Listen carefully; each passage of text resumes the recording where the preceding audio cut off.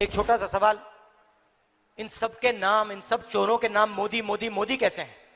नीरव मोदी, ललित मोदी, नरेंद्र मोदी, और अभी थोड़ा ढूंढेंगे तो और बहुत सारे मोदी निकलेंगे।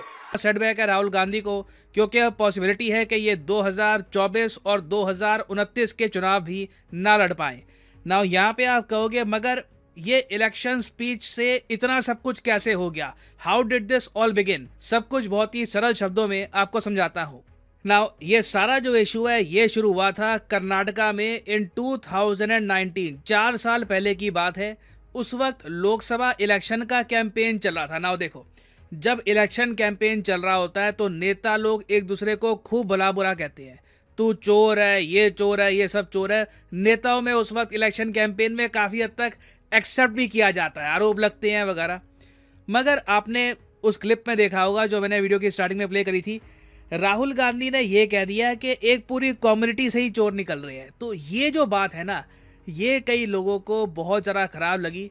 और इसलिए क्या हुआ, गुजरात के एक एमएलए हैं पुर्नेश मोदी, ये खुद भी मोदी है, ये चले गए गुजरात की एक कोर्ट में और वहां पर कहा कि राहुल गांधी की स्टेटमेंट जो है ये डिफेमेटोरी है, ये मानहानि करती है पूरी मोदी कम्युनिटी की। अब देखो, मोदी कम्युनिटी अपने आप में बहुत बड़ी है।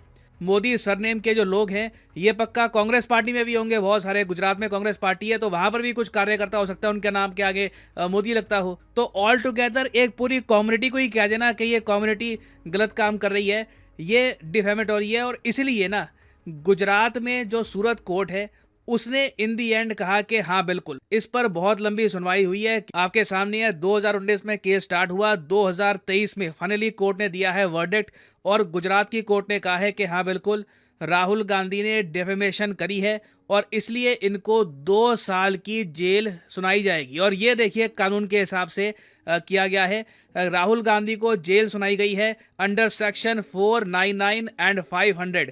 जो सेक्शन 499 है आईपीसी का, ये डील करता है डेफेमेशन से। सेक्शन 400 में जो सजा है डेफेमेशन की वो लिखी हुई है। और राहुल गांधी के वकील ने काफ़ी बार ये बोलने की कोशिश करी कि देखिए उस वक्त राहुल गांधी स्पीच दे रहे थे इलेक्शन का और किसी कम्युनिटी को टारगेट करने का मकसद था नहीं। मगर प्रॉब्लम यह है कि ये सारी चीज़ ना वीडियो में इतनी प्रॉपरली कैप्चर्ड है और राहुल गांधी ने भी कहीं पर आप कह लो सेंटेंस में जगह नहीं छोड़ी, इन्होंने पूरी एक बात बोली थी।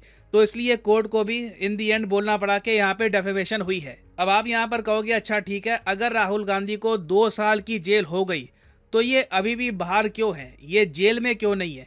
जेल में इसलिए नहीं है क्योंकि बेल की ऑप्शन अभी भी इनके पास है। राहुल गांधी अभी बेल में बाहर हैं, 30 दिन का इनके पास पीरियड है अपील करने का।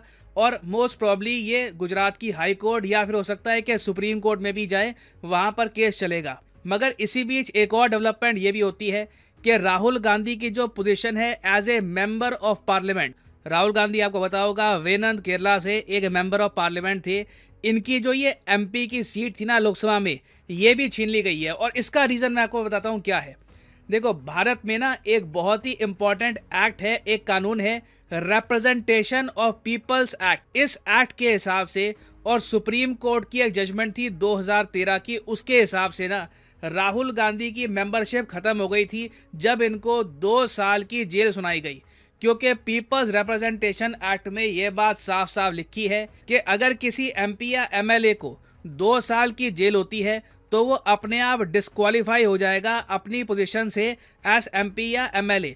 उसके अलावा एडिशनली वो 6 साल तक इलेक्शन नहीं लड़ पाएगा। इसलिए कहा जा रहा है कि राहुल गांधी की ना सिर्फ सीट गई है, ये 2024 और 2029 के जो चुनाव होंगे लोकसभा चुनाव, उसमें पार्टिसिपेट भी नहीं कर पाएंगे। कैंपेन वगैरह कर सकते हैं अगर बाहर हुए, मगर एज ए कैंडिडेट ये इलेक्शन नहीं लड़ पाएंगे। और एक इंटरेस्टिंग बात देखिए, इस इशू पर ना एक सुप्रीम कोर्ट ने जजमेंट दी थी 2013 के lily Thomas versus union of India case में, जहां पर सुप्रीम कोर्ट ने एक एडिशनल ये बात भी बोल दी कि पहले जो पीपल्स रिप्रेजेंटेशन एक्ट में एक छोटा सा आप कह लीजिए रिस्पाइट, एक छोटी सी रिलीफ ये मिलती थी कि 3 महीने का आपको टाइम मिलता था अपील करने का फॉर देयर कन्विक्शन।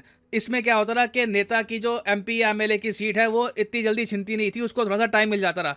तो सुप्रीम कोर्ट ने 2013 में जो ये वाली प्रिविलेज है ये भी छीन ली। सुप्रीम कोर्ट ने कहा कि ये अनकॉन्स्टिट्यूशनल है। जैसे ही एक एमपी एमएलए को 2 साल की सजा होती है या 2 साल से ऊपर की सजा होती है तो सीधा पहली बात तो उसकी कुर्सी गई, उसके अलावा वो आने वाले 6 साल में चुनाव में पार्टिसिपेट भी नहीं कर पाएगा। और यही रीजन है कि राहुल गांधी बुरी तरीके से फंस चुके हैं।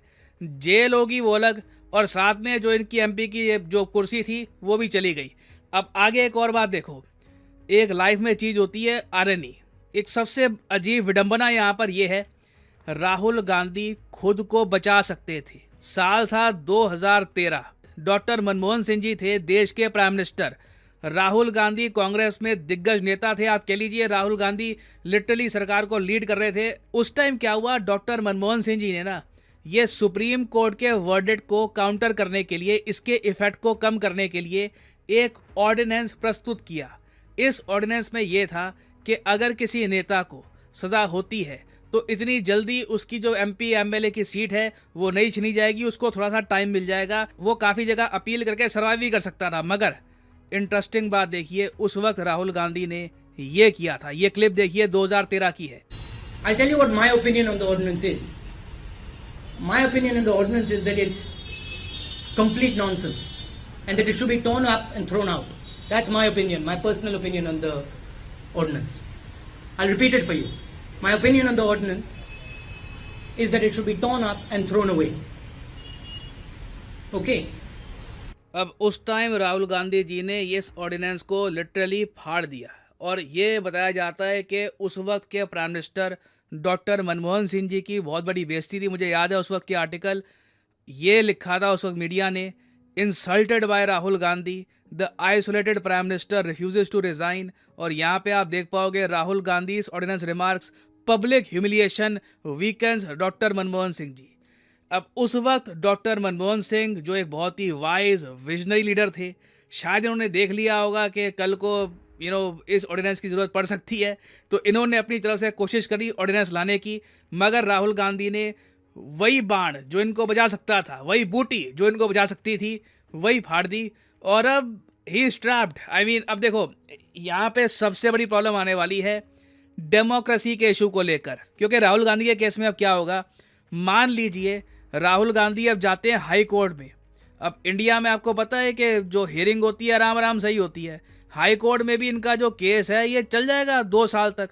तब तक 2024 के तो चुनाव हैं, ये तो निकल गए। अब 2024 के चुनाव में अगर राहुल गांधी लड़ भी नहीं पाए तो बिल्कुल कहीं ना कहीं सवाल उठेंगे इंडियन डेमोक्रेसी पे कि जी यहाँ पे जो ऑपोजिशन पार्टी के बड़े नेता थे उनको फ्रीडम नहीं है। और राहुल गांधी ने इंटरेस्टिंगली कुछ हफ्ते पहले ये बात उठानी स्टार्ट कर भी दी थी कि इंडियन डेमोक्रेसी कोलैप्स कर रही है। और ये बात इन्होंने काफ़ी बार कही थी यूके में और बाकी जगह भी कि इंडियन डेमोक्रेसी आज के समय काफ़ी प्रॉब्लम में है। और अभी भी आप देखोगे तो कांग्रेस पार्टी ये बार बार कह रही है कि इंडियन डेमोक्रेसी ओम शांति हो गई है, मतलब कि ये बिल्कुल एंड है इंडियन डेमोक्रेसी का। ये जो आरोप हैं ये लगाए जाएंगे। हो सकता है कि बाहर के जो बहुत सारे जर्नलिस्ट हैं वो भी सवाल करें कि राहुल गांधी जो एक बड़ा नाम है, बड़े नेता हैं, इनको अगर इलेक्शन लड़ने नहीं दिया जाएगा तो क्या ये ठीक है, क्या ये एक प्रॉपर आप कह लीजिए बैलेंस देता है इंडियन डेमोक्रेसी को। मगर दूसरी तरफ आप अगर देखो तो जो कानून बने हुए हैं क्या उनको हम फॉलो नहीं करेंगे, तो this will be very difficult.